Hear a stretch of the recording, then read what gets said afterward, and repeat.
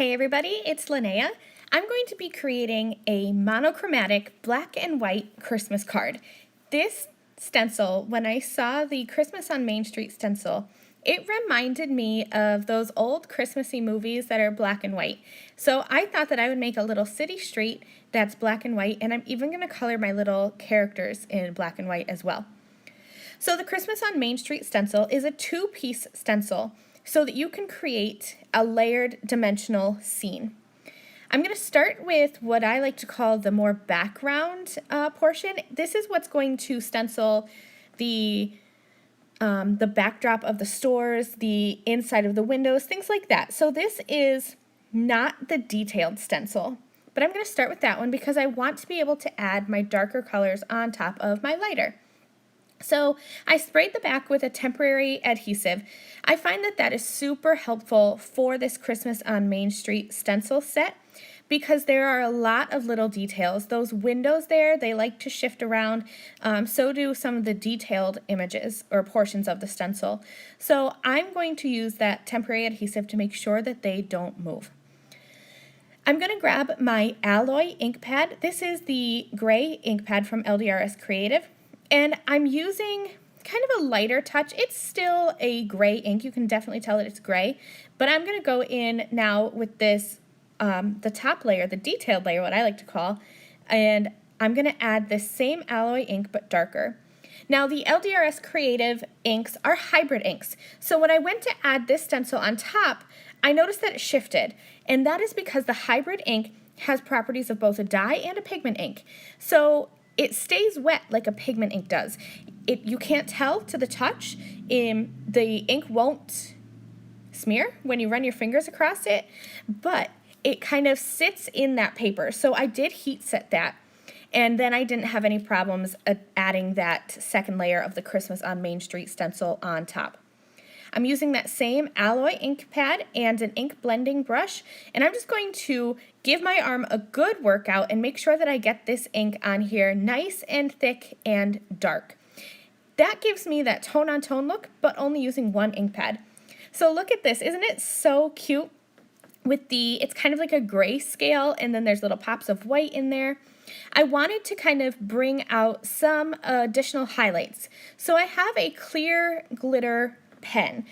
This isn't really a brush, it's an actual pen that has glitter in it, and I'm just going to go around some of the windows and some of the other areas that I think I want to highlight. And I'm going to try to catch this shimmer in the light for you. You'll see it better at the end. I'm not sure why my light wasn't catching it, but it really adds a lot of detail to this simple background. I stamped out some characters from the City Sidewalks stamp set. I have the mom and the little girl with the wagon full of letters. I think they're like Christmas letters to her friends and to Santa. And I'm going to color these with cool gray Copic markers. So I have C0, C2, C3, C5, and I believe I have C00, but I didn't end up using it. And I'm just going to color these with these simple Copic markers and keeping these grayscale as well. I did consider coloring them in like normal traditional colors and having that be a pop of color. And part of me wishes I did, but part of me loves that the whole card is this grayscale color. And I just want to mention how weird it was coloring their skin gray. I started with their skin and they looked sickly, but then once I got everything all colored, it ended up looking just like a grayscale Christmas movie. So once I'm all done coloring, I'm going to take the coordinating City Sidewalks dies, position them over these little characters, and I'll tack them in place with a little bit of purple tape just to hold them down.